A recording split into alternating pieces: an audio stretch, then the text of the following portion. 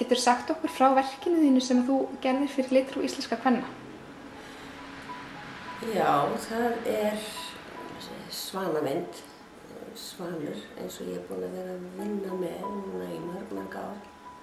Ég hef verið að vinna með svani alveg frá því 2004 og í rauninni var það bara tilviljun að ég fór að vinna með svani. Ég var að mála eins og oft áður og var að baksa við að mála foss og ekkert gekk með fossinn. En allt í einu bara sá ég á stiganum að það var að verða til svanur. Það var ofboðslega merkileg upplifun. Það var eiginlega nánast svona trúarleg upplifun. Allt í einu var þarna á striganum svansmynd og hann var svo fallegur og svona fegurð eins og finnst í svönum. Hún kallaði fram eitthvað svona fegurð innra með manni og ég bara fór að vinna með svani. Og ég gat alveg nota þennan miðil snyrtivörurnar til þess að vinna þetta verk. Og ég málaði þarna einn af sönnunum mínum með þeim. Hvernig fannst þér að nota snyrtivörurnar? Mér fannst bara allt í lagi að nota snyrtivörur. Snyrtivörur eru bara lítil. Þetta alveg hreint eins og að vera bara með svona pastelkrít. Nema, þetta svo, allavega mína snyrtivörur, þetta var svo lítið magn og verkið var fyrir bragðið bara lítið og ég var að nota svona örsmáa bursta og fingurgómana en að öðru leyti fann ég ekkert voru mikið mun. Þetta var bara lítil. Það var eiginlega gaman að gera þetta. Svona togar mann aðeins út úr þessu venjulega munstri.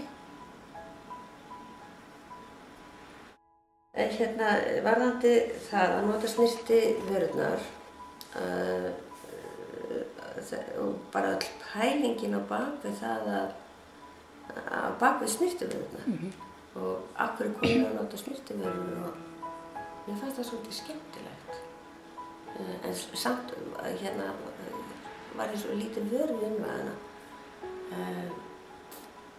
Það hvort að notkun snyrtivara hjá konum svo mismunandi. Alveg allt frá því að gera sér ægilega próvokerandi og yfir sexy og svo framvegis og svo bara í það að líta aðeins betur út. Mér finnst alltaf vera jákvætt. Það alltaf, maður tegur gamla konu og málar henni á nýtt og hún að læðisleg og það var alveg sem á henni sjálf. Maður bara hressir aðeins upp á sig og finnur að maður líður betur. Sú notkun á snyrtivörur sem bara alveg sjálfsögðu bara fylgt. Ég held að fylgja fólki alltaf. En maður getur ánota alla hluti. En ég vona að konur hætti ekki að nota snyrtivörur. Eða fólki yfir hluta hætti að nota það.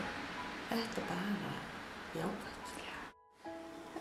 Hvers vegna ætti fólk að kaupa verk á uppboði Litrófsins? Til þess að styðja gott málefni. Það verið að vinna feikilega mikið og gott starf sem að þarf að hlúa að. Og þetta framtak Stígamóta núna og skottana að reyna að koma á fót athvarfi fyrir konur sem að reyna að koma sér út úr vændi. Það bara alveg bráðnauðsynlegt og hefði þurft að vera til fyrir löngu.